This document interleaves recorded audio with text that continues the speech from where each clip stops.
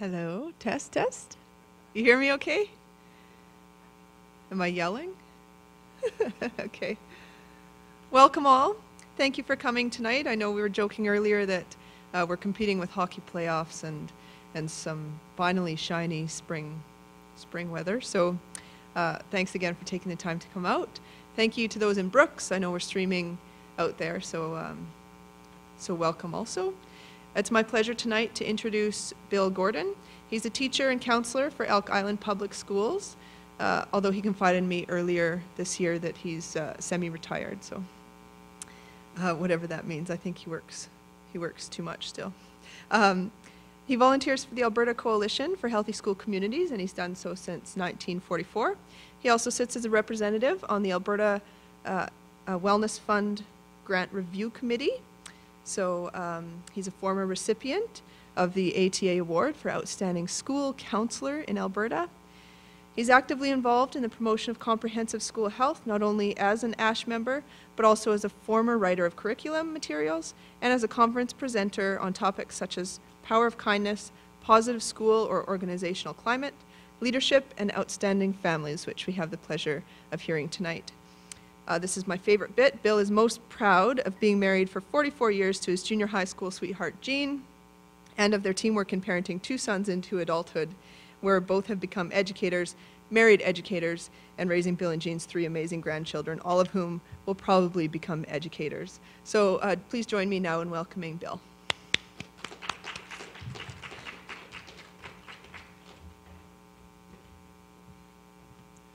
Well, thank you, Carrie. I'll just correct one thing that Carrie said. I haven't been involved with the Alberta Coalition since 1944.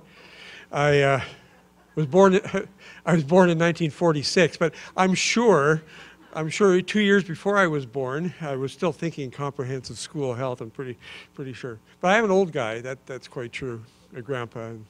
Semi-retired means that I work 2 days a week now for my school board, and I work with outreach students in storefront schools instead of the traditional high school setting, and I really enjoy that opportunity. We're here tonight to talk about amazing families, and this is an evening of celebration, to celebrate what is amazing about families. And I welcome not only you, but to the people in Brooks. I hope we have some people there as well. It's been a real battle to get the technology to make that link, so I hope it's all worked out very well for them.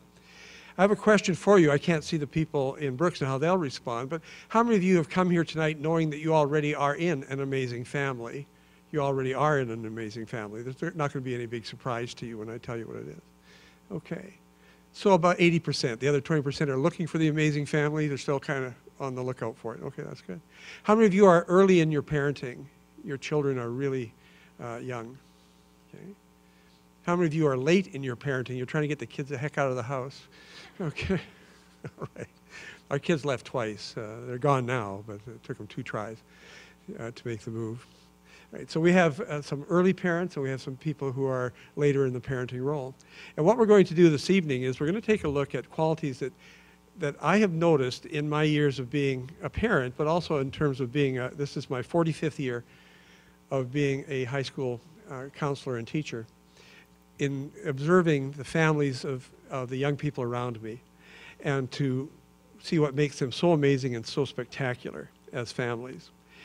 My first real thought about this, with the exception of thinking about my own parenting when our kids were really young and we were just starting out as a young couple. We had moved from Lethbridge to Edmonton for me to finish university, and then we stayed there, and about 2.5 years later began our family. And that got me thinking about what kind of dad I wanted to be, for sure. But it was actually a high school principal in Edmonton that got me thinking about, well, what are the qualities that would make a family quite outstanding. I was a young parent, I was a young teacher, but there was a principal who said to me, I understand that you're involved in health work in the school system. Have you ever thought about what makes a really healthy and amazing family and a healthy, amazing school family? And I said, no, I haven't. And he said, well, I'd like to challenge you to see what you could find out about what we would have in common. If we wanted to have the really wonderful, amazing school family to coincide with our amazing families in our school community, what would we have in common? And it was a great challenge. He set me on this task to find out. And the result ended up being a lifetime of looking for these examples wherever I've gone, in schools and families and youth groups, wherever, 4-H organizations, wherever, and to look for the commonality. What do all the amazing families here in Medicine Hat and Brooks have in common? In my search to find out what would make an outstanding, amazing family, I came across a book in the mid-1980s called Traits of a Healthy Family. And it had been written by a newspaper reporter named Dolores Curran, who at the time was a youth leader, something like 4-H in the US. She was from Denver, Colorado. And she was watching her young people in her youth group interact with each other. And she became aware that many of the young people there had a wonderful inner glow about them. They seemed to have this ability to feel good about who they were and to help others see the good in themselves. And she began to wonder if there wasn't something in the way that they were being parented that probably had that impact. And of course, the answer is, it certainly is. And so she began to observe these children, these young people, and then find out as much as she could about the family. Some came from one-parent families, some from two parents, some blended. There was no commonality there. But what did the family seem to have in common? And so she began to observe them, and then she asked other youth leaders in Denver and around the state of Colorado, have you noticed something about young people who have this amazing inner glow about them? And what have you noticed about their families? And people sent her ideas. They said, well, these families seem to have these qualities about them. And as she began to gather these together, as a newspaper reporter, it really piqued her interest. And eventually she put together work with the Gallup poll people of the United States, and thousands of individuals across North America were asked, what are the qualities of an amazing, healthy family? And people sent in hundreds of things. And from those hundreds of things, she asked the Gallup poll people if they would see if they could narrow them down to a much smaller number. They eventually ended up with over 50 qualities of healthy families, amazing families. And when I read the book, as a young parent and as a young teacher and thinking about this challenge, what would my classroom be like if it was a healthy family? What would my own family be like? From the 50 plus, there were 10 that stood out for me. They just kind of leapt out from the page. And it's those 10 I want to share with you tonight. It's sort of like our example of David Letterman's top 10 list. 10 qualities of outstanding and amazing families. And as we go through this list, and I tell some stories and give some examples, I want you to really think about the family that you are within. As a parent or as a member of that family, an extended family, or even relationships that you have, great friendships that have lasted a lifetime, for example. Do you see these qualities within your own family? For some of you, you might expand that to also be the organization that you work with. For me, because I knew I'd be a teacher when I was 10 years old, growing up in Lethbridge, I used to force the kids in my neighborhood to play school and make them sit there and I'd be the teacher and I'd be teaching them. And so for me, my classroom was also my family. And I thought, if I could build a classroom that had these 10 qualities and children were going home to families with these 10, we would be unbeatable. It'd be an amazing situation. So as we go through this top 10 list this evening then, think about your own family, your own relationships and friendships, even where you work or your own organization. Do you see these qualities on a daily basis? Now, when you came in, you were given 3 sheets of paper. And those three sheets of paper we'll be using throughout the evening. For one thing, I didn't want you to, there are people who are compulsive note takers. And as soon as a person starts to say something, they start to write stuff down. And I thought, well, first thing I'll do is I'll give you the top 10 list. That way, if you fall asleep and wake up later, you still have the list, all right? It'll still be there. You won't have to write it down. The top 10 list said the outstanding family at the top, and the top 10 qualities are listed from number 10 to number 1. And off to the right-hand side looks like a score sheet from 5 to 1. So when we go through this list and I describe it to you and give examples, and you think of your own family, how amazing is your family? Is it a 5? 5 out of 5? It's one of your best qualities. Number 9 is your best quality. Is it a 3, a 2? How would you, when you look at your family, how would you rate that family in which you live now? The object of the evening is at the end of it for you to walk away saying, we are amazing. Look at all the qualities we possess as a family. Look what we're working on as parents together to create this kind of atmosphere for our children.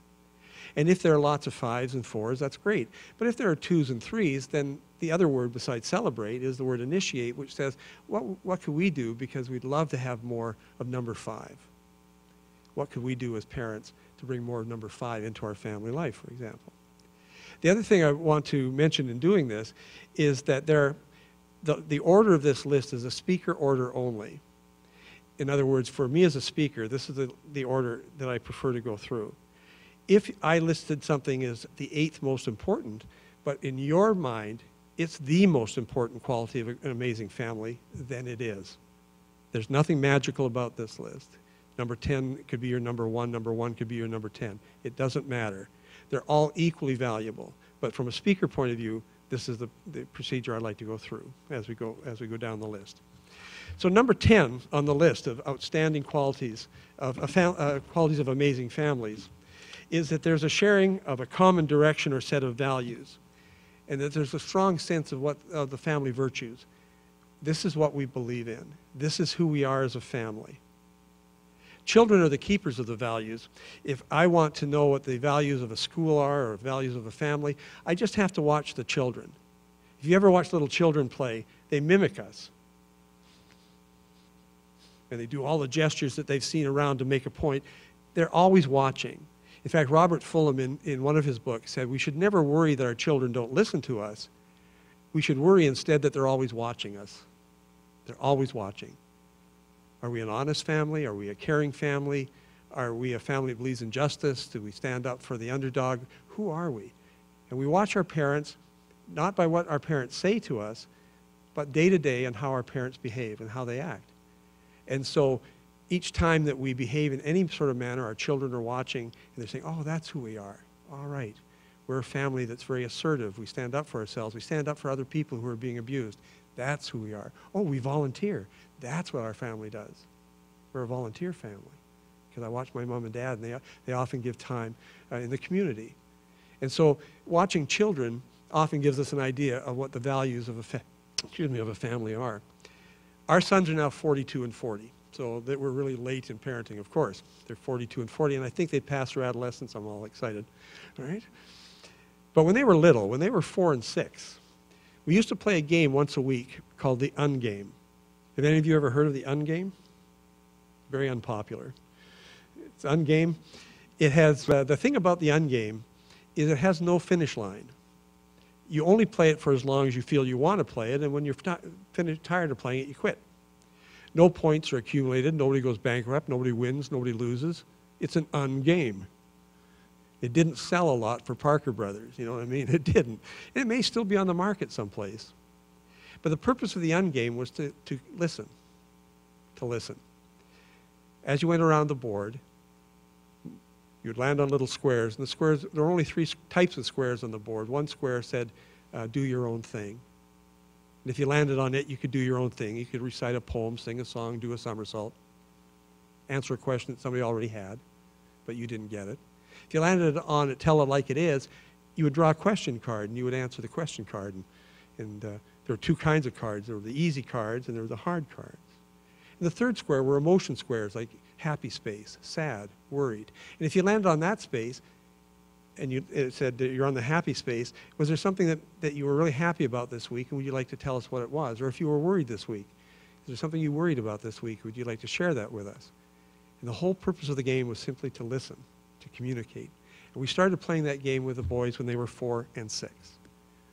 And it was a very interesting process. Because you play with a 4 and 6-year-old, and some of you have 4 and 6-year-olds here. When you go around, you land on a tell it like it is, the question space. Between the easy cards and the hard cards, which ones do they choose? The hard ones. It'd be an insult to choose the easy ones. They can't read them, but it doesn't matter. And the easy cards are easy. What's your favorite color? If you could be a bird, what kind of bird would you be?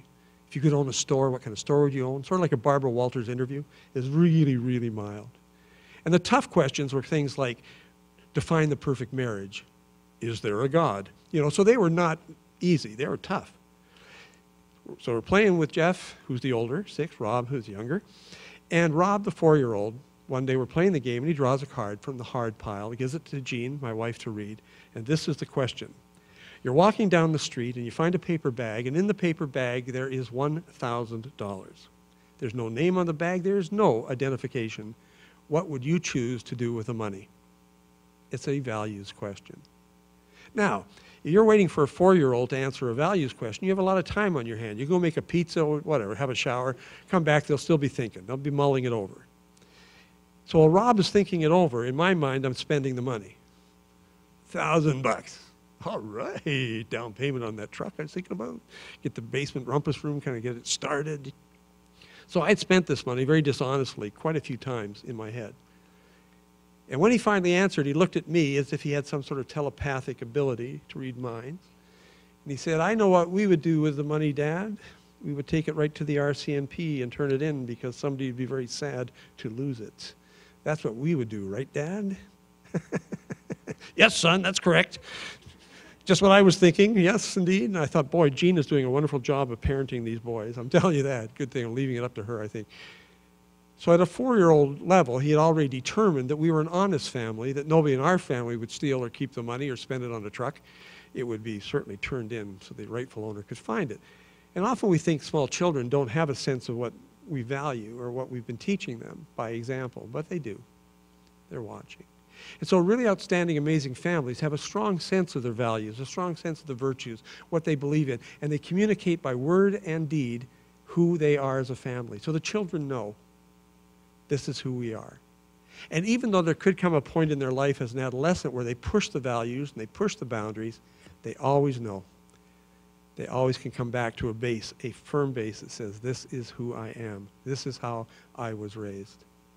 Now, the second sheet that I gave you was one that said at the top, what are your virtues? You got a copy of that one? Take a look at that for just a moment.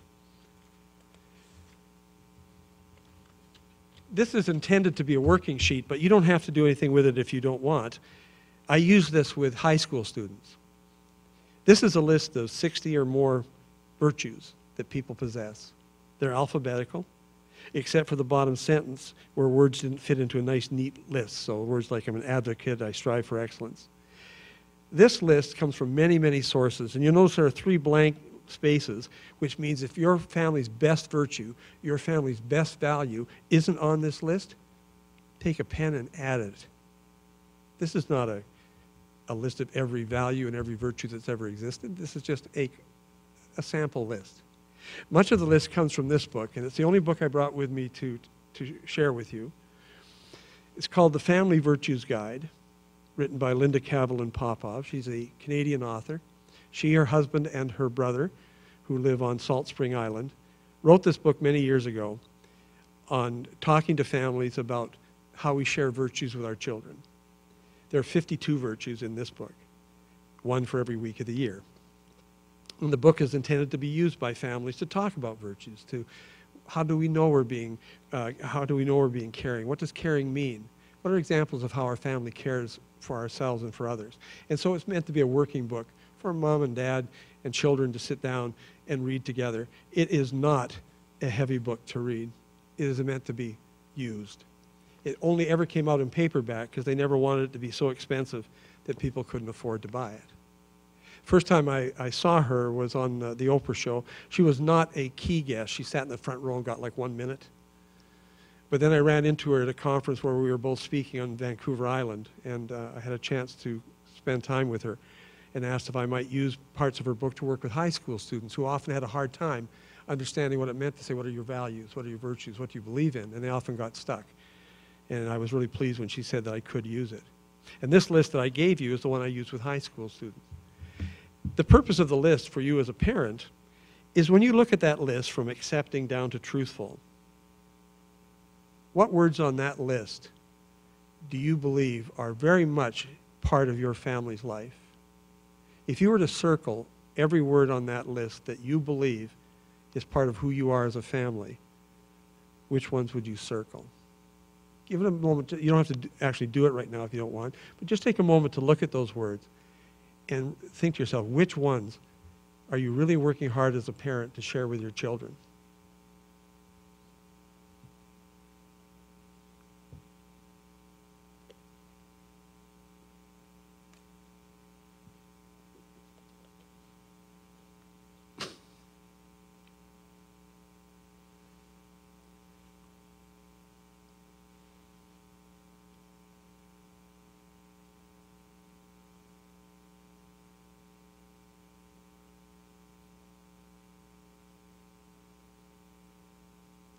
Now, further to that, if there were only 3 words on that list that you would select, the 3 words that you believe most represent your family, what 3 words would you choose? If they were going to be on your coat of arms for your family, if they were going to be on your mailbox, you say, this is who we are. In this house live people who are appreciative, compassionate, friendly, kind, merciful, prayerful, reliable, advocates, and volunteers. What 3 words are you really hoping that when your children launch, these words are going to go with them? This is going to be who they are.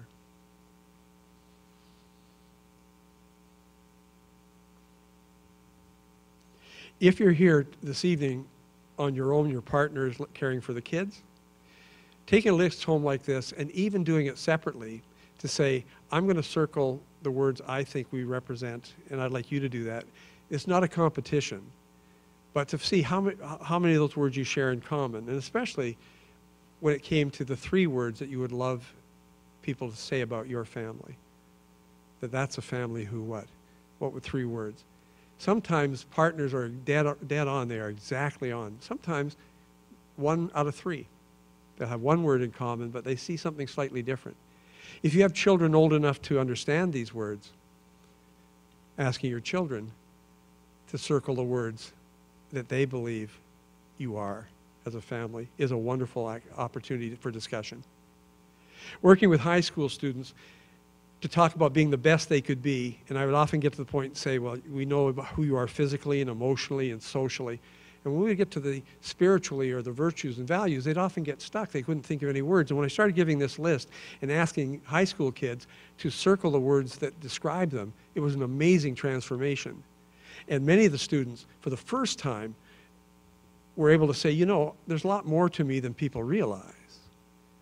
I never get told this in school, that I'm not, you know, I'm helpful and I'm honorable and I'm a just person, but they don't know that at school. They just think I'm kind of a troublemaker and a smart aleck or whatever. Any chance we can get marks on this? Can I get marks on this? Say, no, not actually. But you can be proud of who you are. And I had 2 really wonderful experiences with a high school aged youth. How many of you are parenting adolescents, by the way? Yeah, so this is a great thing with them. These were both grade 11 boys. And one was started going down the list alphabetically and circling every single word. And I'm not sure he understood all the words, like altruistic or whatever. And I said to the young people, if you don't understand a word, I'll do the best I can to describe it for you, and then you'll know. But he was going ahead anyway, and he circled everything. And partway down, he stopped. And he said, hey, Mr. Gordon, I don't know if you noticed or not, but I've circled every word on the page so far. I said, yeah, I noticed, Mike. He said, okay, so I'm at modest. Can I still be circling modest if I circled everything else?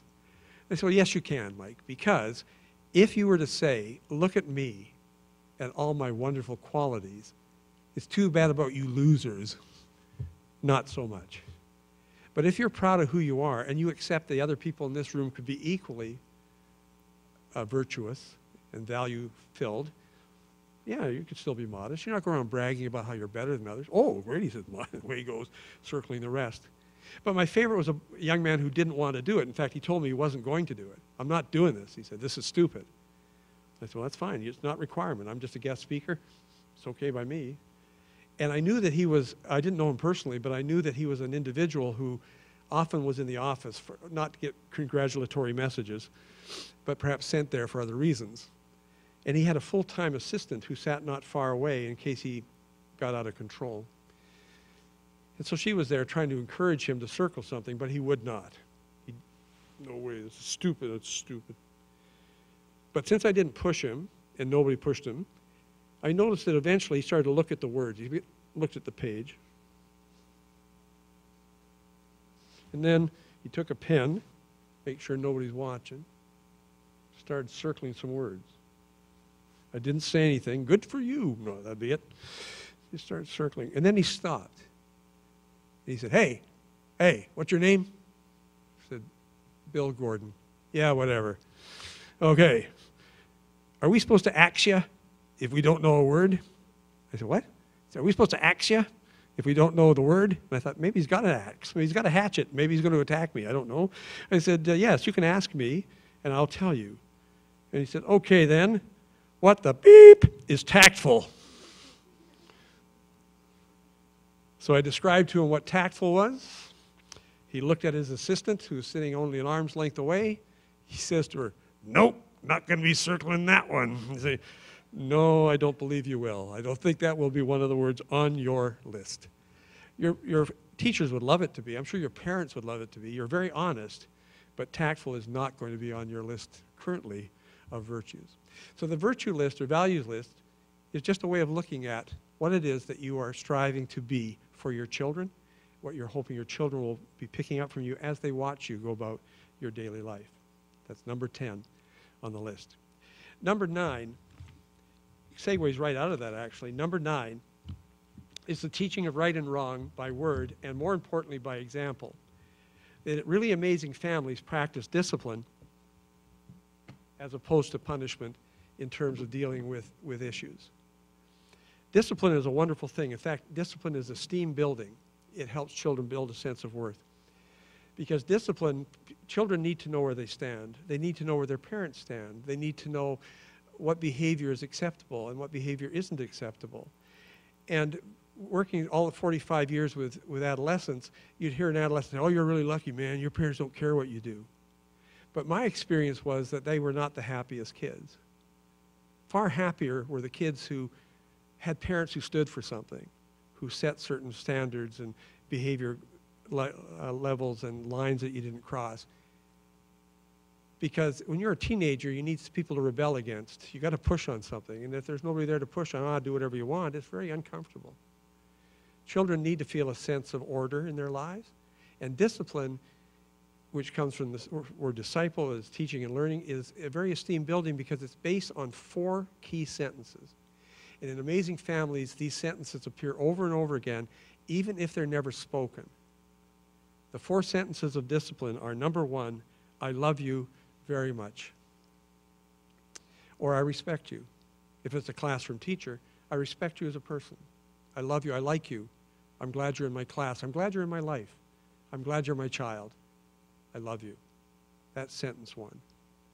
Sentence 2, your behavior, this specific behavior, is unacceptable. You cannot bring drugs into this house. You cannot hit your little sister every time you get angry. You cannot use that language when you're mad. You can't swear. You can't, whatever. Your behavior is the issue. You're not the issue. I love you, and you're a wonderful person. You're not a criminal. You're not a waste of air. You're not a bully. You're not bad. You're not no good. You're not worse than your sister. You're none of those things. You're a wonderful person. But this behavior that we're talking about here, this can't continue. It's unacceptable. That's the second sentence. The third sentence is, I believe that you can change your behavior. I know you can. I believe in you. And I'm here to help. I'm willing to help you find a different way of dealing with your anger, a different way of your worries about, not going to school, so that right now you're skipping all the time, but I'll help you through this. We've got to find a way to deal with this. As an outreach counselor now with children who come to a storefront in a shopping center to go to school, many of them have made this decision, parent and child together, to say we need to work out, not going to school is not great. It's not going to be we don't accept this as a behavior. Let's look for alternatives, and the alternative sometimes is us, an outreach storefront school. So that the third sentence says, I believe in you. You can change this. I know that you're angry at your sister. I know you feel like you want to hit her every time, but I know that we can find a way for you to express that anger without your sister being hurt. Now, it's very time consuming. You can see how long it takes. It's easier to give the kid, shut up, I'll teach you to hit people. Yeah, right. If you're bigger and stronger, then you can hit. It's faster, it seems, to give that shot. But in a lifetime, in the long term, discipline lasts, because a person learns that you're respected, behaviors can be changed, you have the ability to change behavior, and I'm here for you to help you change. That's the third sentence. I'm here to help you make these changes. And the fourth understanding of discipline is that whenever you make a decision, positive or negative, there will always be consequences. And we need to work to understand what these consequences will be. If you skip school, or if you bring drugs in the house, or if you hit your sister, there will be consequences. We need to talk about this. If you make great decisions, positive decisions, and your behavior gets better, then there will be consequences there too. There'll be great consequences, very positive. And so in really amazing families, there's this feeling that we work together to create an atmosphere where there's order and the behaviors are expected and we practice what we preach. People do not feel demeaned. They don't feel that they're put down or under somebody's thumb. They don't feel that they're in danger of being injured, that there'll always be a chance to talk it through and to work through the behavior. And when you see it in a classroom or when you see it in a family, as soon as you see it happening, when you see discipline happening, you can tell the difference. There's a whole attitude difference, one over the other. For one thing, there's no name calling in discipline, no put downs, no demeaning of a child. I watched a grade 4 teacher who didn't want me in her classroom, but I was assigned to her classroom when I worked with Edmonton Public as a consultant. We were all sent to observe an elementary school where every teacher in the building had a visitor like me sitting in their classroom. This is not a fun thing. They weren't doing anything wrong. It was just a standard, every so many years your school gets evaluated. Outside people come in, watch you for a couple of days, write up a thing. It's terrible. So I was assigned to this grade 4 teacher, and it was a great moment in my life. I was at the time teaching junior high school in the morning and the afternoon working for my school system. And I watched a teacher who understood the 4 sentences of discipline deal with a child whose behaviors were just unbelievably strange. I showed up in the morning that I was supposed to be there, on the day I was supposed to be there, and I said to her, "Where would you like me to sit?" And I'm pretty sure she wanted me to go back to my car and sit out there, but she let me come in. She said, "Take the seat at the back of the middle row, sit there." So I went back and I squeezed myself into this little chair. The students came in from recess. I'm going to move a little bit here. I promised I wouldn't move too much. The kids came in from recess, and she greeted them at the door. A wonderful thing. "Hi, welcome back from recess. Good to see you. Have a good time? Come on in. Yeah, we're going to be doing some language arts right away. Come on and grab a seat. Welcome. Oh, come on, Bob. Let's go on in." The first boy through the door, a little boy named Tim, and Tim was full of motion. He's going, "Man. Back from recess, I'm back from recess." And he comes and he sits next to me. He's in the end of the row, right next to me. And he looks over at me and he says, "Who are you?" I said, "I'm Mr. Gordon." "What are you doing here?" I said, "Well, I've come to watch your teacher teach." "Oh, you'll like her. She's really good. She's excellent. You'll like her." I said, "Well, I'm sure I will, Tim. Thank you." "All right." Now he's sitting down, but his body's still going. He's moving. He hears music that nobody's hearing. He's just going. The kids are coming in. They're all sitting down. She closes the door firmly, but not slamming, just so the kids know we are now about to learn. She walks to the front of the room to begin teaching, and little Tim begins to poke the kid in front of him. Ding, ding, ding, ding, ding, ding. And the kid in front of him reacts. Ow, ow, ow, ow, ow, ow. She sees this going on. I see this going on, but I'm not allowed to interfere. I'm to pretend I'm not there. Right. So she starts down the aisle to where little Tim is, but she doesn't start down the aisle. "You little jerk, you got a guy from central office here and you're behaving." No way. She's calm as anything. She's even teaching as she goes down the aisle. Okay, let's open page 4. We're going to talk about concrete nouns today. Concrete nouns. She takes Tim by the elbow, lifts him gently but firmly out of his desk. There are no bruises, no bleeding. Takes him out of his desk and starts toward the door. But she doesn't start toward the, no way. She said, "Okay, page 4, you ready? Mary, you got that? What's the first word there?" Iron. You're right, that could be a verb, to iron, or it could be a noun, right?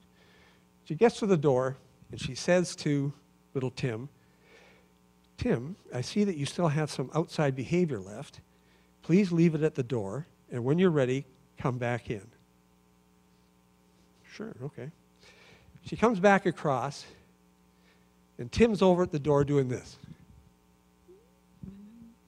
making faces into the room. I become aware that only one person is watching him do this, and that person would be me. He's doing this for me. I'm the new audience. So I'm watching him. I hear the teacher do this. And I look up, and she's looking at me. And she does this. Okay. Look at. So I'm now looking at her, trying not to look at him. About a minute, he's at the door. He realizes I'm not watching anymore because I don't want to get in trouble. He comes back in. He passes by. He smiles. She smiles. He sits down. She doesn't make any big deal, doesn't name call him, doesn't get it all up, bent out of shape. He's only at this little desk a few seconds. He starts to poke the kid again. I can't believe it. She's at the other side of the room, and she's getting some examples, and she's putting them on the board. She sees this go on, so she goes back, and she takes him again by the elbow, no more angry than before, calm as anything. This time, she takes him to the board with her, and she's holding him with one hand, and she's writing on the board with the other some examples from the kids. And he's right with her, and he's moving everywhere she goes, he's going. They go over to the door, and she says to him, I don't think you're ready yet. Then she starts back, and this time, as she starts back across the room, she looks at me, and she actually does this. And as she walks back, she's watching me. Are you watching me? Watching me? And she goes way over here. So Tim has no audience at all. None. Because I've learned my lesson in 25 seconds that I'm not to give him any attention. The next time he comes in, he comes back, they smile at each other, he goes back down the row. He looks over at me, and he puts his hand up like this, and I know he's going to poke the kid, and I have this great temptation to take his hand and hold it onto the desk. But I don't. And she sees his hand go up, and she does a wonderful thing that fits into the discipline model. She sees the hand go up, and as soon as she sees it go up, she puts his name into a sentence. Well, another example, Tim, would be what? And now he hears his name, so, Tim. He puts his hand down, and then she walks down the aisle very casually, looking at things, and then just gives him a little pat on the shoulder. And then walks back up the aisle. Just keep your eye on him, but just gently moving back. And for the rest of the class, he becomes like this little model citizen, because two people have been corrected in their behavior, him and me, the only audience he had. And I watched her do this, and I thought, I was teaching junior high at the time, and I'm trying to picture myself using the same technique. I got a 15-year-old grade 9 boy poking a kid at the back, toom, toom. I'm going to take him to the door. Okay, come with me. We're going over to the door now.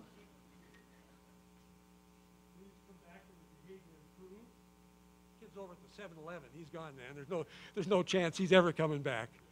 And later, when the principal catches him, Mr. Gordon told me to take my outside behavior outside. It wouldn't have worked in junior high.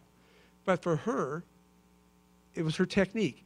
And I thought to myself, if I hadn't been there, none of that would have happened. The chances are within 1 week of school starting, she sets a tone. I'm here to teach. You're here to learn. I want you all to be here. I care about you all. I'm not sending you to a timeout room where you're going to be gone for a day and a half. You're going to be right at the door, and the minute you feel you can change your behavior, I welcome you back, because teaching is important to me, learning is important to you, and we're all welcome here. But behavior must conform to a certain standard. And I wrote up a really nice report on her thinking, man, this person was doing everything that he could to challenge her with a stranger in the room. But she just is so set on being able to use effective discipline that she was not swayed at all in any way by this behavior.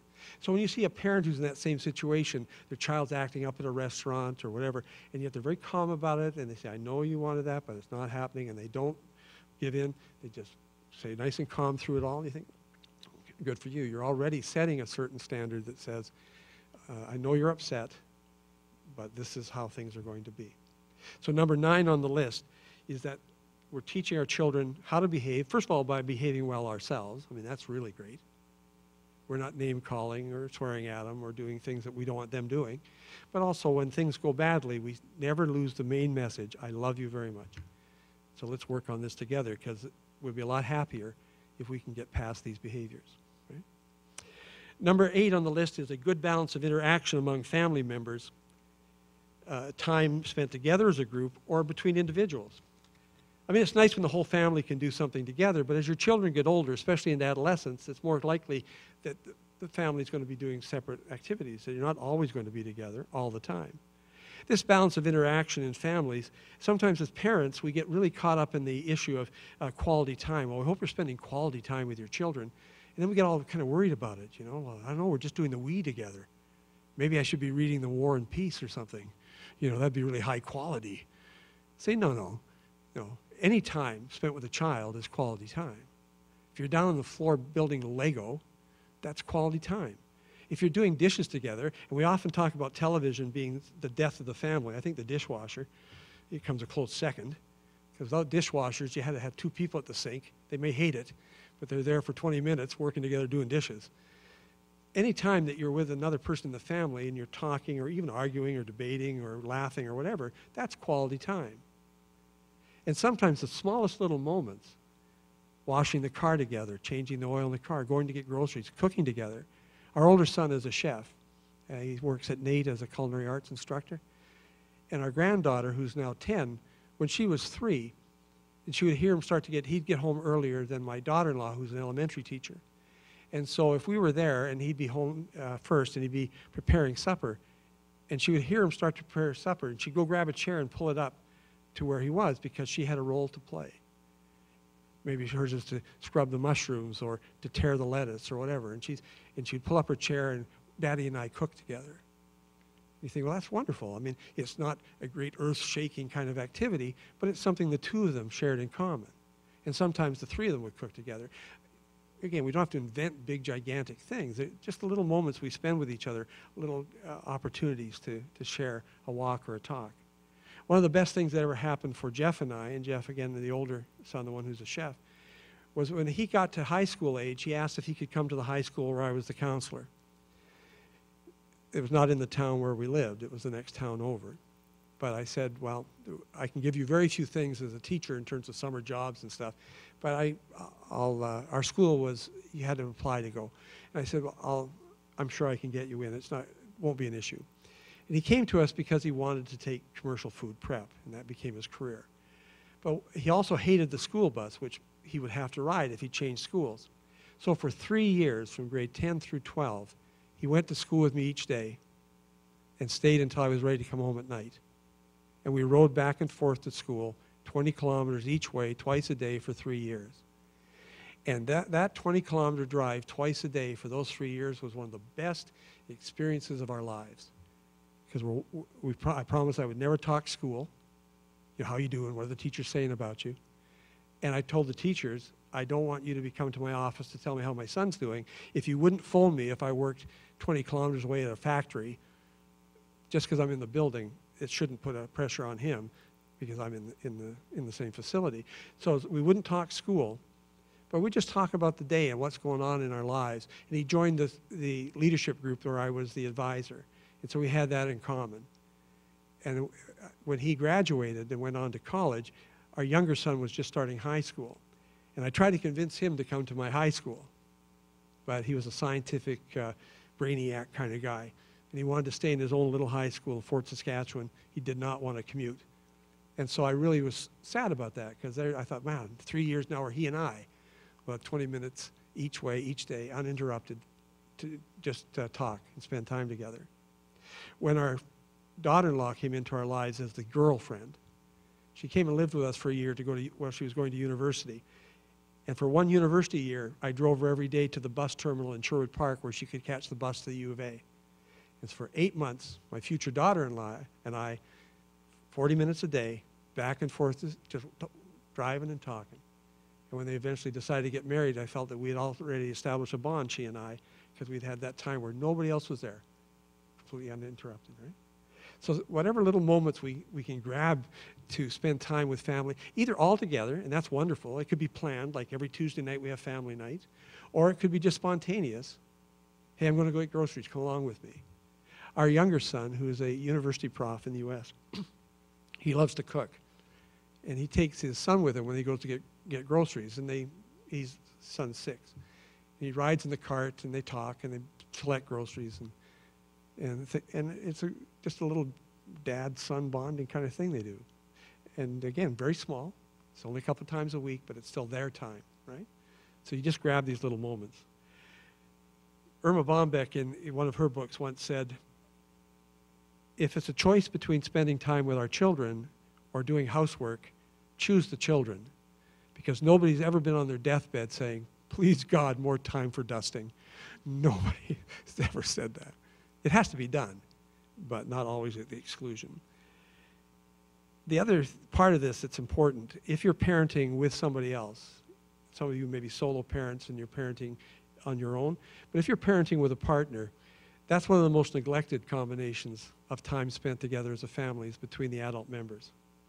We quit dating. At some point we quit dating because it's hectic to be parents. It's hectic to work and volunteer and parent. And so we say, when the kids move away, when the kids move out, then we'll have time together. We'll spend more time then. It can get so hectic that often a couple pass each other in the hallway, they give each other a hip check, they count it as a quality moment. It's time spent together, check, you know. And I mentioned that example. I was up in Grand Prairie many years ago. And I don't know if you've ever been in a situation where it's really noisy, so you're whispering to a friend at a very loud whisper because the noise level is high. You're on a bus or something like that. And just as you whisper something relatively embarrassing, the noise level drops. And way more people hear what you had to say than what you had hoped. And I was in a music room at a school in Grand Prairie, and I gave the example of a hip check as being a quality moment. And there was a man in his late 30s leaned over to his friend and said in a loud whisper, which then we all heard because the room went quiet, quality moment? Oh, hell, we count that as sex. And the minute he said it, he realized we all had heard it. And he tried to backpedal. And he's saying things like, don't tell my wife I said this. But he's from the town of Hythe, which had like 150 people. There's a really good chance his wife knew before he left the room. Somebody's phoning on the cell. It'll be in the local newspaper what Bob said at the convention. But what he's saying, it sounds like really outlandish, and he's joking around, but our lives can get pretty hectic. And we often set aside time with our partner as being something we'll do when we get a chance, when the kids are older. And we neglect that part. Maybe it's as simple getting it back as date night, but sometimes it's even simpler than that. It's just setting aside the time when you're going to go for a walk together in the evening with your partner. Where we live in Fort Saskatchewan, we see a lot of people going by, they're walking in the evening, husband and wives, partners, walking along together. We like to sit on the front step, Gina and I, and watch them go by. Not big on the walking, but sitting on the step having an iced tea is nice. And I watch those people go by, and I think, they likely did that because they wanted physical exercise. But there's a really good chance that for them, it's the balance of time that they're gaining, that they're walking together in the evening. And if they've got preteens or teens, there's a really good chance the kids won't go with them, right? If you've got teens and you and your husband or partner are going for a walk, say, hey, kids, come along. We're going for a walk. Please join us. Oh, yes, sign us up for that walk. We'll be right there. If your kids are still going with you, but you wish they didn't, wear matching outfits. I'm just saying. Wear matching outfits. Something that looks like you're going clogging or something. That'd be good. Go right past the 7-Eleven where their friends are hanging out, That'd be really excellent. Because sometimes we just need time. If you're solo parenting, finding a way to find time to be with other adults who speak in whole sentences, that would be good. Whether it's through volunteer work you do or social interaction, your church group, whatever, finding other adults you can spend time with, because otherwise you start to sound like your children after a while. It's really important. That balance of time is very, very important. Number 7, every really amazing family has a strong sense of ritual and tradition. Sometimes when I do a group, I make the people come up with the top 10 before I even give them the list. I didn't do that to you. And almost always, number 7 is forgotten. Nobody ever says. strong sense of ritual and tradition, the roots. This is the family background. This is how you've come together as a family, how you met, how Grandma and Grandpa escaped from Eastern Europe during really difficult times. It's how you homesteaded in the Medicine Hat area. It's how your family came to be a family. And it's not the story of how you walked uphill both ways to school every day, 5 miles through the snow. I lived in Lethbridge. I lived 2 blocks from school. I don't have any of those stories. And today, what do we tell our kids? Well, when we were kids, we only had 1 microwave. You know, it's not going to be the same. There's a reason why shows like Who Do You Think You Are so popular, because we have this real desire to know our roots, to know what they are. So one of the things about Amazing Family is children often know the stories of Grandma and Grandpa and where they came from and how Mom and Dad met, and the early days, the early years of the marriage, and the 2 different families, and what kids love that kind of stuff. They do, because they love to know where they've come from and who they are. For many children, it's really sad they've never met grandparents, for example. They never met their grandparents. The grandparents never met them. Perhaps they passed away young, or people had children when they were older, and so they never met their grandparents. But it's a really wonderful thing to have that connection through the ages of the family. So part of it is the roots. That Amazing Families, the children have the story of the family. They know about it. They know their culture and their religion and their languages and their history. But part of it's also the rituals and traditions we create, because every family, every new family is the beginning of new ritual and tradition. And children are the keepers of the ritual and tradition. And if you don't believe it, try changing one thing that you always do. Doesn't matter what it is, just change one thing. You always have turkey at Thanksgiving, switch to ham. You know, ham, man, we're Jewish. You know, like, how did this happen? You know, kids get really worried when traditions change, because they know what's supposed to happen. This is how we celebrate birthdays. These are special days of the year. These are things we do.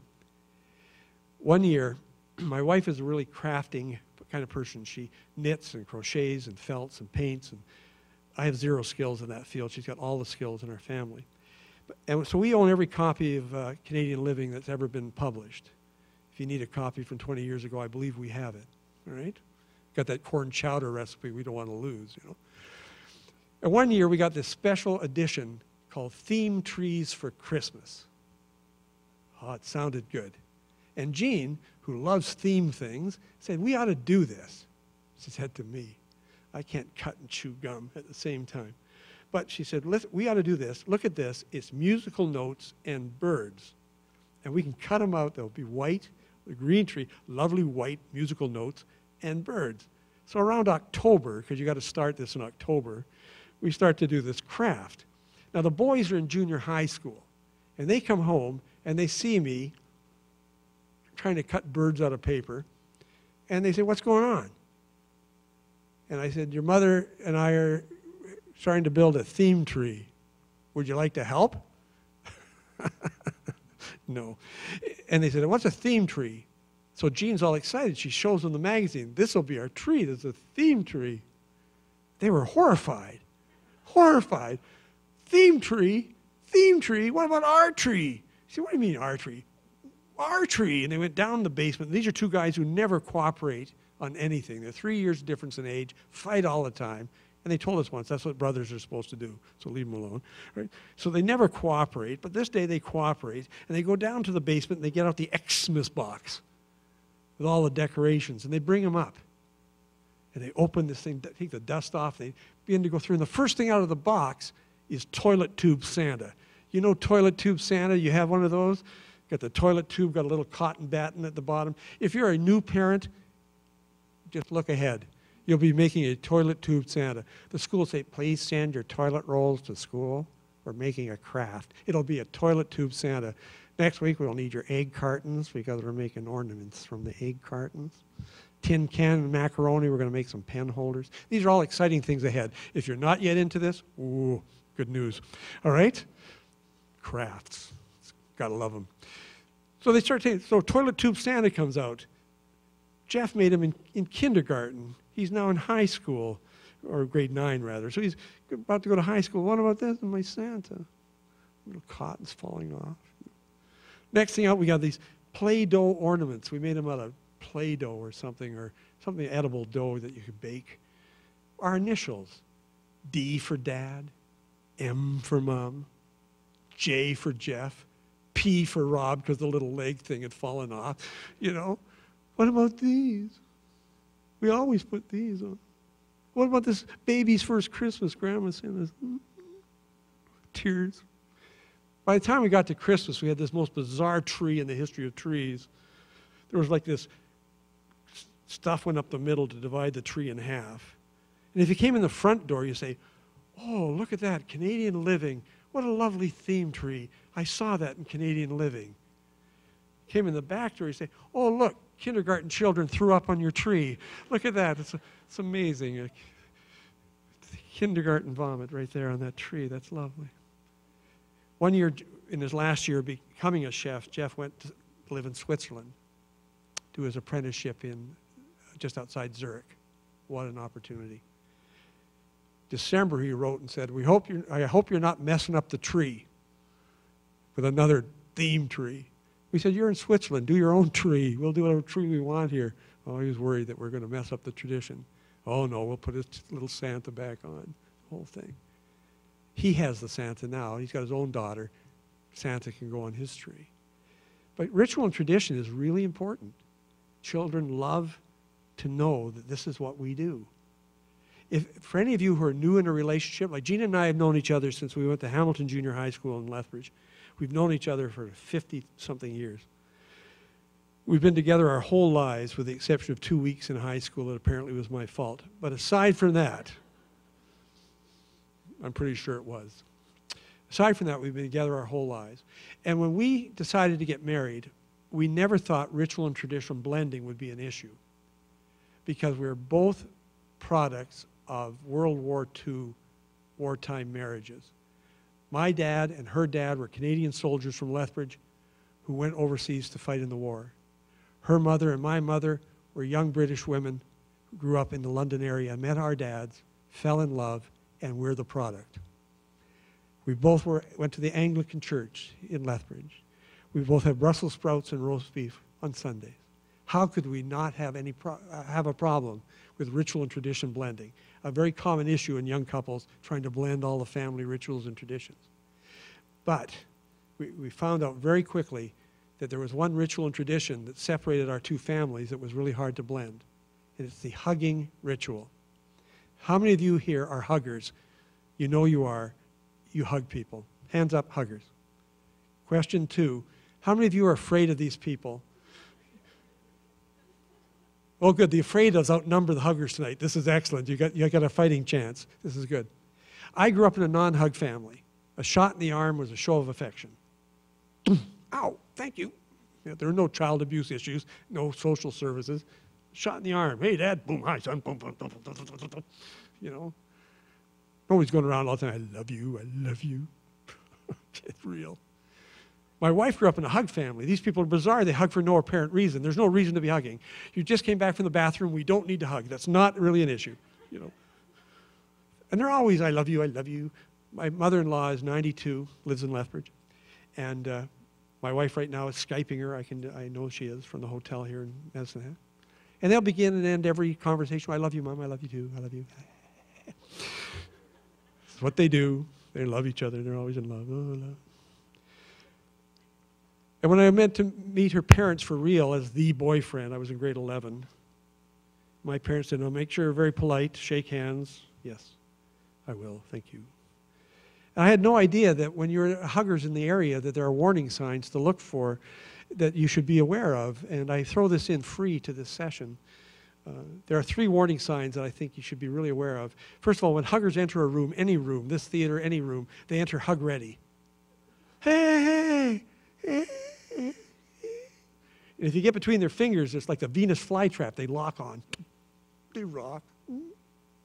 We non-huggers, we enter a room like this. Hello. Touch, let go. Touch, let go. That's it. That's the contact you're getting from me. The end. We non-huggers know when you talk to another human being, see this space? That's a civilized space for talking to another human being. It's the kindergarten space. Nobody hits anybody, no matter how you move. Kids learn this in kindergarten. Are you that far apart? We're fine, right? Huggers, rather, don't know this space exists. They're always, how have you been? It's good to see ya. And with their free hand, they're feeling up your arm. Yes, I know. Yeah. They're scary.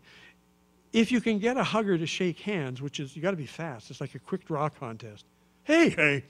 You know, if you can beat them to it, they always hug with two hands. They do. They hug your hand. You got the two hands there. Some kind of wrist lock. You can't get away. And with this finger, they're checking your pulse to see if you're excited to see them. And they hold on, and they talk, and they shake, and they talk, and they shake, they talk, and they shake. They never let it go. Well, here I am, a grade 11 boy in a non-hug family, showing up in the front entryway of my future wife's super girlfriend's family. And her father comes to the door. Hello, Mr. Langridge. I'm Bill Gordon. I put my hand out, the traditional non-hug.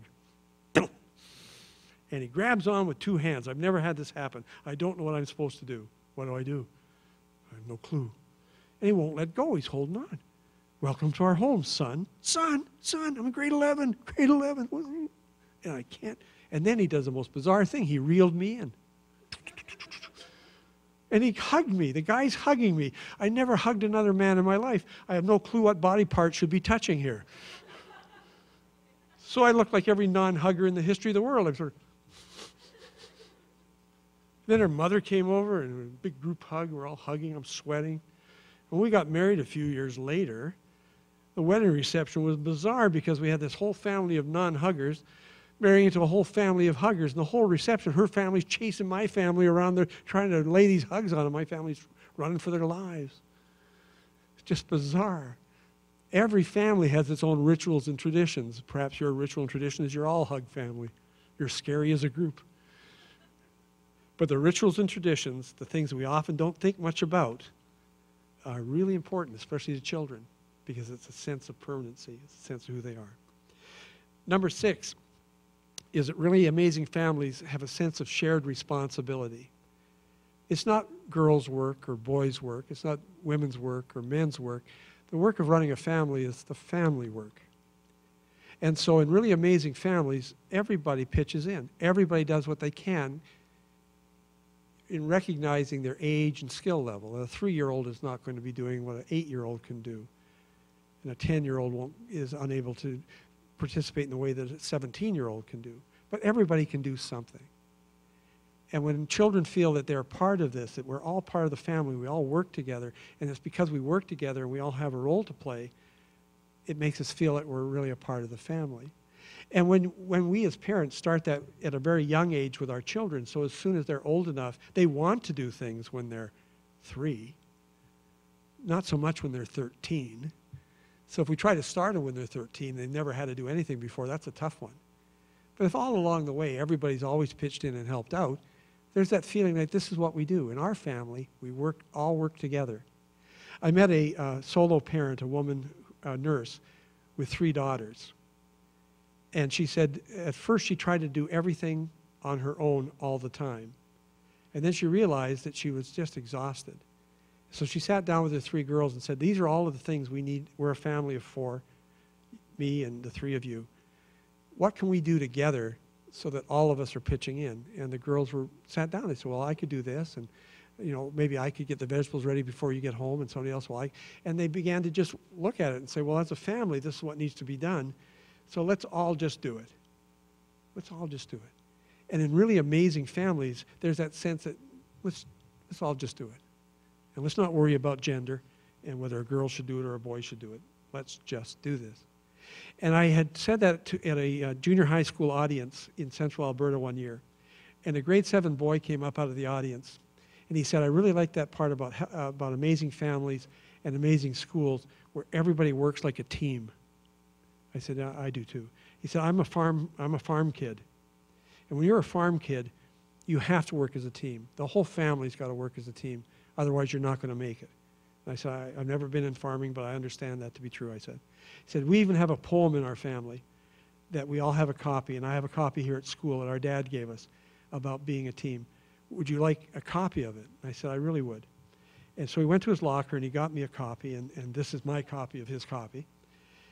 And this is the poem. Next fall, when you see the geese heading south in the winter or coming back in the summer, and they're flying in a V formation, you might consider what science has discovered as to why they fly that way. As each bird flaps its wings, it creates an uplift for the bird immediately following. So by flying in a V formation, the whole flock adds at least 71% greater flying range than if each bird flew on its own. Likewise, people who share a common direction and sense of community can get where they're going more quickly and easily because they are traveling on the thrust of one another. When a goose falls out of formation and feels the drag, it suddenly feels the drag and resistance of trying to fly alone, and quickly gets back into formation to take advantage of the lifting power of the bird in front. If people had the sense of geese, they would always stay in formation with those who are headed the same direction they are. When the lead goose gets tired, it simply rotates back into the wing, and another goose comes forward to fly the point. It's just as sensible for people to take turns doing the demanding jobs as it is for geese flying south. Geese honk from behind to encourage those at the front to keep up their speed. What are people saying as they honk from behind at you? And finally, this is important. When a goose gets sick or is wounded by gunshot and has to fall out of formation, 2 other geese will fall out with that goose and follow it to the ground to lend help and protection. And they will stay with the fallen goose until it's able to fly or until it dies. And only then would they launch out on their own or with another group in order to catch up to the original formation. If people had the sense of geese, they'll always stand by each other like that. He said, that's my family's poem. He said, my dad saw it in a magazine and we really like it. And I do too. It defines really well that our family formation, especially people who go to ground with you when nobody else will, stand with you during the most difficult of times. And that becomes the teamwork. Number 5 is that really amazing families have a tremendous sense of humor and a sense of fun and play. No 2 families have the same sense of humor. There's stuff that your family thinks is hilarious that other people have no clue why that's even funny. When you marry somebody, they'll often tell you that they've got a relative who's just a laugh riot. My Uncle Frank, man, he's so funny, you'll love him. Then you meet Uncle Frank and you realize he's just a pervert. He's not funny at all. Stay away from Uncle Frank. He's funny, all right, if you know what I mean, right? We all have our own family sense of humor, stuff that's only funny to us because we were there. Having this sense of play and humor, the laughter that goes with that. Laughter is so healing, so positive. What we're building for our children in these moments of laughter are what are called the oh yeahs of life, where our children have a moment and they think, remember the time? Remember the time? Oh yeah, oh yeah. Remember the time we did it? Yeah. I used to teach a course in the evening called the Force Course. It's May the Force be with you. And Force stood for feelings of respect and self-esteem. And I used to ask the children who were in grade 4 through 6 to draw me a picture of the most fun that their family ever has together. And in all the years I taught that course and the hundreds of children who went through that course with me, nobody ever drew the Magic Kingdom of Disneyland. And not because they couldn't draw it. What they drew instead were campfires, tents, dinner tables, board games, stuff, little things. The most fun that they have with their family. They love the big trip to Disneyland, wonderful. But when asked, what do you do with your family, that you say, well, this is a fun thing. It's the campfire, it's the tent, it's the hanging out together doing little things, fishing, you see, fishing poles and just stuff. I remember my wife telling me about a boy she was an educational assistant for children with special needs, and a little boy who the family had saved for 3 years to go to Disneyland. And when he got back, she asked him, Jonathan, how was your trip to Disneyland? He said, oh yeah, it was wonderful. She said, what was the best thing about it, Jonathan? He said, the best thing about it is the hotel had a swimming pool and it had room service. And I thought, oh man, they could have gone up the road to Edmonton, saved a fortune, gone to the pool every day and ordered out for hot dogs. Yeah, it was a wonderful trip. But when it came down to it, what he remembers is going every day with the family to the pool and the water slide and just having a heck of a time. When our kids were little, we didn't have birthday parties. It wasn't a religious thing. We just decided that we would celebrate their birthdays on what was called an unparty. Everyone in the neighborhood was invited, no gifts. We'd just come out, hang out, we'd have fun as a family, and invite all the friends, and we'd have these unparties. It's the one tradition our sons have not continued. They, I think, apparently hated it. But it was amazing because all the kids in the neighborhood would get together and we would have scavenger hunts and we'd do these things. And we never really thought about it as a sense of play, humor, and ritual tradition. But a few years ago, we got a letter from one of the young men who grew up in our neighborhood. And he wrote the letter the morning after standing watch in Bosnia. He was with the Canadian Forces in Bosnia. It was a very difficult job. He was on sentry duty. And he wrote us a letter to say that he'd been on sentry duty the night before, and you could hear gunfire in the distance. And he was sitting there on high alert, but he began to daydream. And what his daydream was the unparty. And he remembers the annual getting together in the summer, building human pyramids, having popsicles, having water balloon fights. Just something normal, something fun, a laugh. Because when you're standing watch in Bosnia, it's not a fun time. So sometimes we forget that the little moments we create with our children are the oh yeahs that stick with them a whole lifetime and that they want to perpetuate with their children. So that number 5 are those great moments of laughter, fun and laughter in your family. Number 4 in the amazing qualities of amazing families is a high level of trust. That this feeling of trust begins at such a young age. I trust these adults, these big people, to love me. I trust that they will never hurt me. I trust that I will be safe in their care. I trust that they will be honest with me. I trust that they will care for me. That's where it begins. To grow up in an atmosphere where distrust, not to know whether you'll be hurt at the end of the day or not, is a very difficult life for a child. In amazing families, there's this strong trust bond that says we trust each other, we're here for each other, we're truthful with each other. And so as our children grow up, they're going to reach an age where that trust is going to be really important, and they're going to be in high school, and they're going to be in junior and senior high, and they're going to be away from us, and they're going to make decisions. And what we always hope as adults, as parents, is that they will have learned that their word is important as well. That if they say to us, trust me, Dad, I will not have a party in the house while you're gone. Trust me, I would never drink and drive. Trust me, I would not do drugs. Trust me, that we believe it because we've had a life of trust. And if that trust is broken, we know the impact. So one of the best things we do for our children as parents is to really make them aware of how important trust is in a relationship. It ends relationships if it's broken. Marriages have ended. Friendships have ended when trust is broken. Working with junior high students and senior high, I've always done an activity on healthy relationships. And in that activity, when we're talking about what makes a relationship strong and lifelong and family, friendships, whatever, I get to a point where I say there's one ingredient that can make or break any great relationship. Do you know what it is? And usually, because they're little, they're young, you know. So I'm going to do a little game with you. We play a game called Win All You Can. It's a relationship game called Win All You Can. And in this game, I'm going to divide you into 4 teams here in the room. And I'm going to give you some points, some minutes, free minutes in class. And all I want you to do in your own little group is decide whether you're going to pick the letter X or Y. And then come to me and tell me X or Y. If everybody in this room picks Y, everybody in this room will get more points, more chocolate, whatever. Back in the days before healthy eating initiatives, whatever. All right. Okay. But if anybody picks X, any group in the room picks X, all the people who picked Y will have to give up their points to the X group. You'll lose the points they will gain.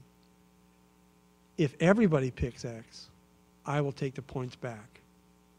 And I would play this game 10, 15 rounds. And all, with the exception of one time over 10 years, I ended up with all the points back. And I would say to the kids, why are you not picking Y? If you all pick Y, you will all win. And somebody would then say, well, we don't trust them. Zzz, the game ends. And then we would spend a good hour talking about when you say to your parents, trust me, I will not have a party when you're not here. Trust me, I won't bring drugs into the house. They asked for a why, and you promised a why. You brought drugs into the house. What letter did you give them? X. What's the chance they're going to trust you the next time? How did it work in the class? And we're just dealing with 3 minutes of class time, jelly beans. How did it work in real life? And the kids would be shocked by this. Well, I didn't realize. Ooh, trust is a big issue. So the more often we have this conversation with our children when they're small about the importance of trust and being honest, and when they are honest, that all negative doesn't rain down on them. If they do something that's not appropriate and they're honest, they come forward and say, look, I did this, that there's an opportunity to talk it through as opposed to, well, that's it for you, you're done, the better it is, because it gives them a chance to understand that it'd be better for me to come forward and be honest and rebuild the trust than to lie to avoid this discussion. So number 4, in really amazing families, there is a trust bond which even can survive adolescence. Oh, sometimes. Number 3 is respect. In every amazing family, there's obvious respect. And you notice I put in the thing at all levels, which means respect isn't because I'm dad, that you'll respect me because I'm dad, but we will respect each other because we exist. And you don't have to be your brother, and you don't have to be your sister. You can just be you, because you're unique. Those of us who have parented multiple children, 2 or more, know that our children are never the same as each other. The first one might be quite athletic, the second one a real charmer, the third one very into books, and the fourth one's a criminal. You know, like everybody's got their own quality about them. But the really amazing thing about amazing families is that each child understands that they're respected for who they are.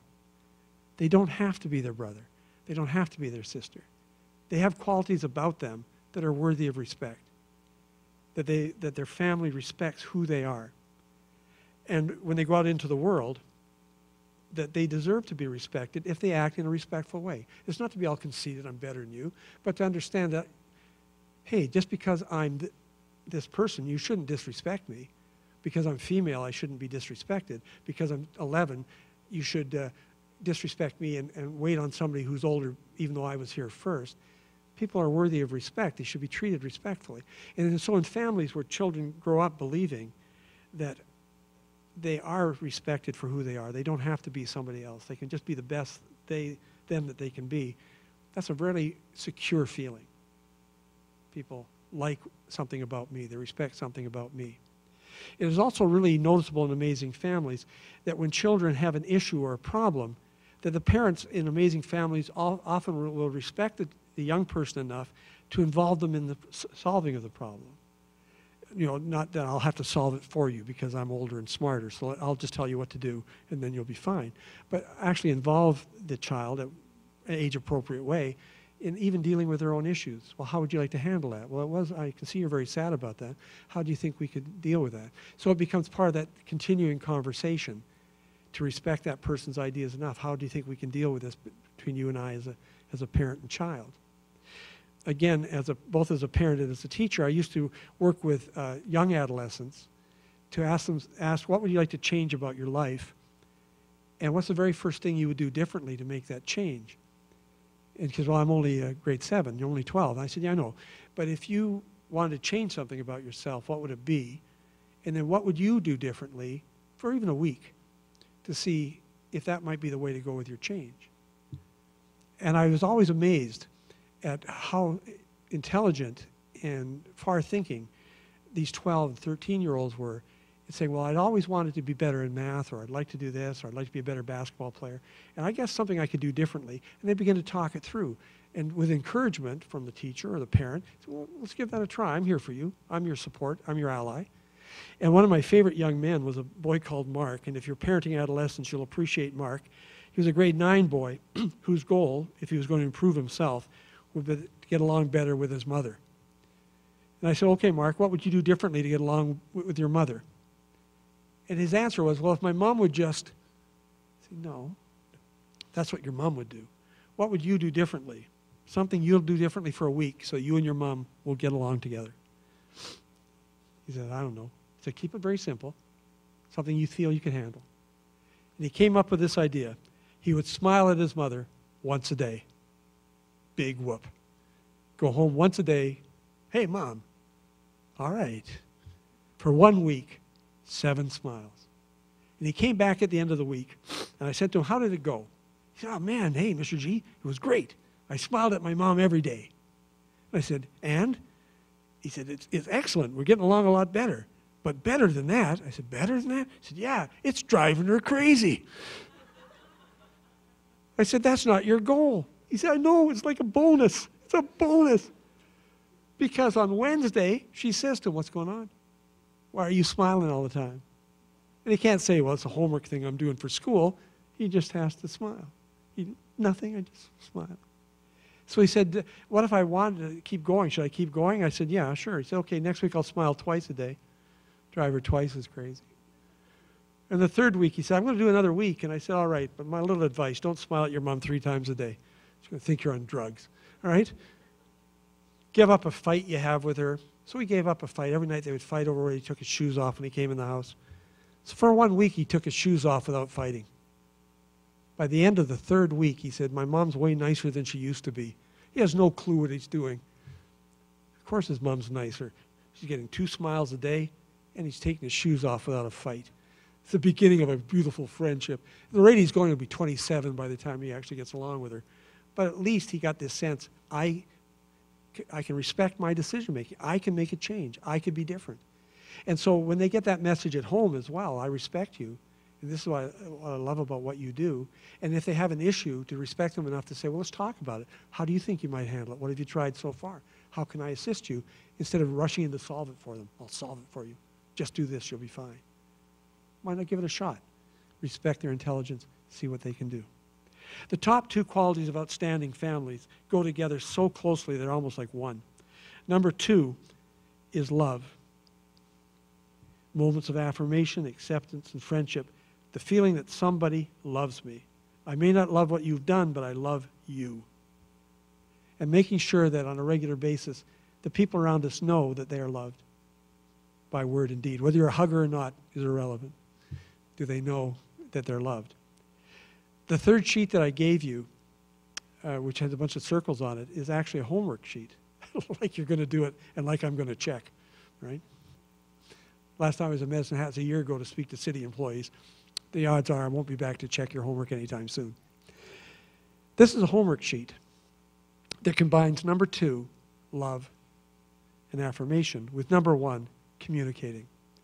Each circle on that circle of friendship page represents a person in your life, beginning with your family, but expanding beyond your family if there are more circles there than your family needs. And the way you do this assignment is really quite straightforward. On the outside of each circle, you'll put the name or initial of somebody that you're thinking about, that you love, respect, admire, or appreciate in your life. Begin with your family, but go beyond if you like. Your circle, I think, is divided in half, correct? In the top half of the circle, what is there about that person that you especially respect, love, admire, or appreciate? Just write a word or 2 that reminds you, this is what you love about that person, what you respect about that person. And just write it in that upper half. The lower half is an activity space. What's an activity that you and that person enjoyed sharing together? Going for walks, having a coffee, fishing, riding dirt bikes. What do you like doing with that person? Write the activity in the space. Now my homework for you would be at giving yourself no more than a month. Go to everybody on that page, number 1, and tell them what you wrote. Tell them what you love, admire, respect, or appreciate about them. And number 2, if possible, invite them to participate in the activity that you feel really brings the 2 of you together.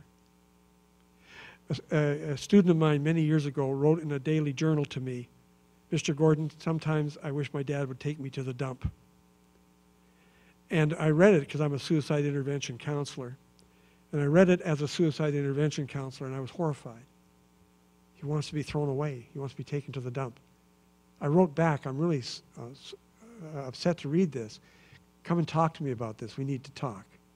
He came in the next day shaking his head. Mr. Gordon, You're doing your counseling thing. I said, what? You think I feel like garbage, right? This is what you're thinking? You think I'm feeling like garbage, right? You're doing your counseling thing. I said, yeah. It says you want to be taken to the dump. I said, no, geez. He said, when I was little, he's only like junior high. When I was little, every Saturday, me and my dad would do yard cleanup.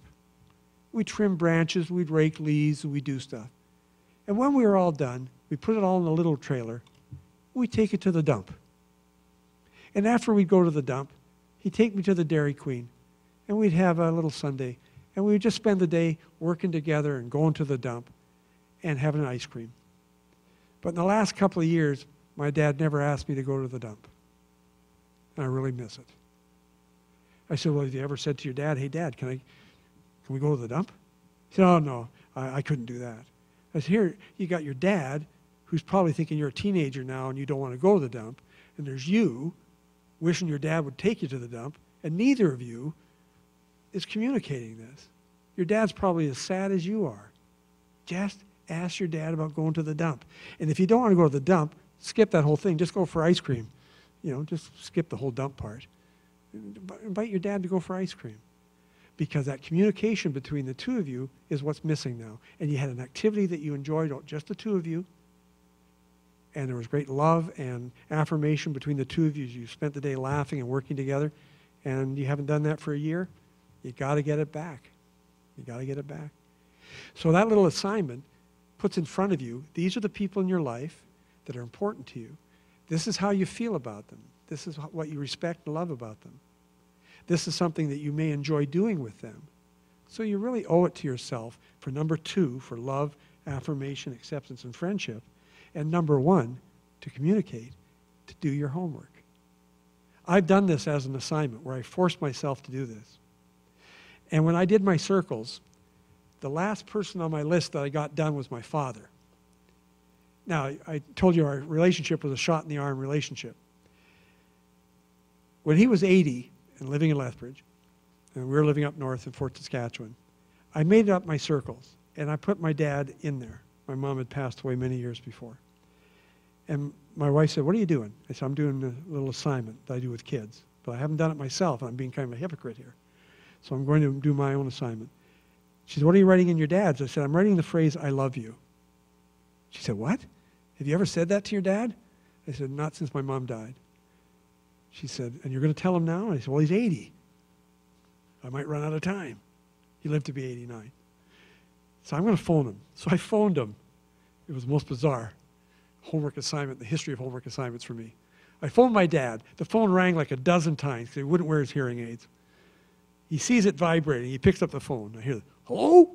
Hi, Dad, it's Bill. Who? Bill. Who? Bill, it's your son, Bill. Oh, Bill, how are you? Fine. What? Gee.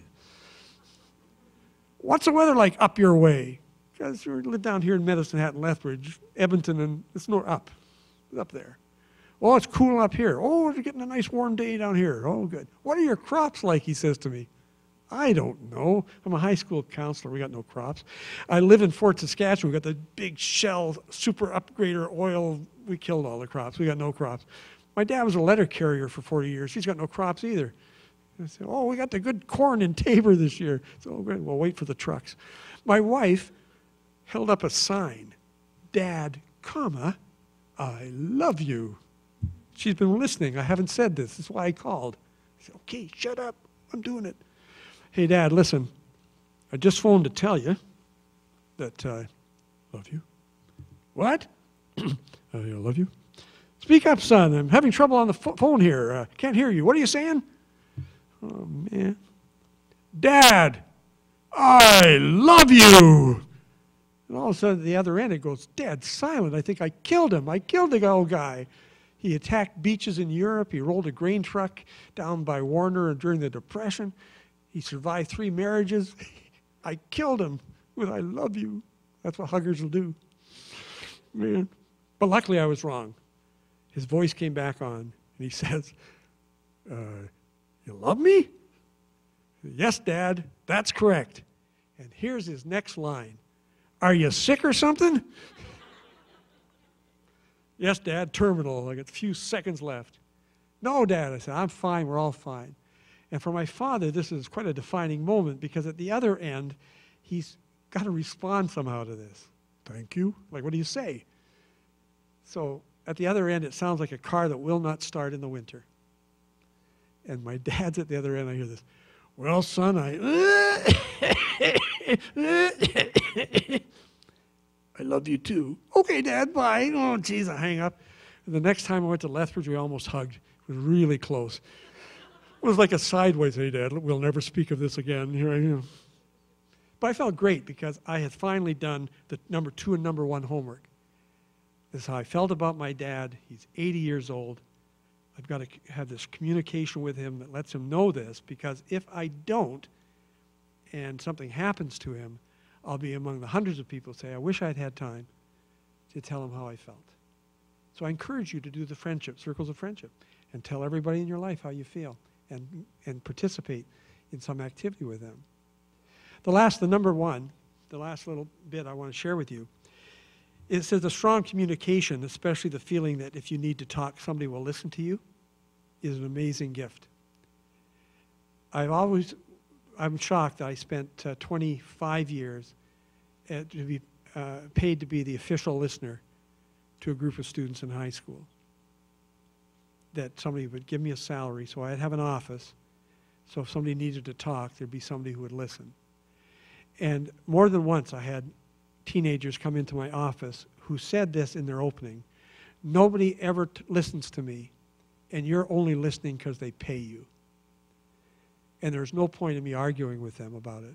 What they're telling me is a very sad thing. They have been sending messages and sending messages and sending messages, and nobody's hearing. So what are you going to do? Well, you might as well go talk to the guy.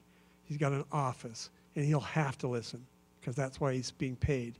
You think, well, that's a sad commentary. I shouldn't have to be the guy that he goes to. We all should be the guy that somebody goes to. And in families, to have at least one heart listener. And a heart listener is somebody who not only hears what people are saying, but they hear what's not being said. They hear the downcast eyes, and they hear the sad look, and they hear almost like the disappearance. The person is disappearing and locking themselves away. And having a person who listens with their heart and says, this isn't right, something's going on here. And if it's the parent who's the heart listener and wades into the fray, are you okay? I'm worried about you, to be told, get out of my life, leave me alone, mind your own business. To go back in anyway, because that's what we do. We're parents. Keep wading back in one more time. To not give up. To listen, to listen, to listen, to listen, until finally what's not being said becomes audible. So living in a family, an amazing family where people talk and listen to each other, that's the greatest gift that you give your children, is to say to them, I'm always here to listen to you. I will talk with you about anything. And I can't emphasize that enough, because I've had adults say to me, my parents told me that when I was a kid, that I could come to them for anything. I could talk to them about anything. But the first time I went to them with something important, and they turned me off, they turned me down, they shut me down, I got the message, no, but not this. And I thought at the time that they were talking about sex, for example, about sexuality or about sex. But many of these adults, the very first conversation of seriousness that they wanted to have with their mom and dad was about death. Because a grandma had died or grandpa had died. And they wanted to talk about that. And it was so scary to the mom and dad. They said, oh, you're too young, don't worry about that kind of stuff. Don't worry, nothing to worry about. And then the child learned, oh, okay then. Maybe not everything. Maybe we can't talk about everything. It's tough being a parent. But to be an amazing parent means, as tough as it is to hear, as my son once said to me, Dad, you teach sex ed, right? And I said, yes, I do. So how effective are condoms anyway? Well, okay. Well, for packing ears of corn and keeping them over the winter, they're quite effective, you know. I could teach other people's children. When the conversation came really personal, it was tough, but you're a parent, right? You weighed in. So those are the top 10 qualities of amazing families. And I hope as I shared them with you that you were able to see what is so amazing about your family. Either the family you've been with for a long time or the family you're just building as a young couple. And you look at that and say, every group person in here, every family member in here is likely to see strengths coming from different areas. And it doesn't matter where it comes from. Just to know it's there is really, really important. I thank the organizers for allowing me to do this tonight. I came down originally to speak with youth and teachers tomorrow. We thought this might be something that would be a nice addition for the Sunday evening. And I'm really pleased that you took the time to come out and be part of it. Thank you very much.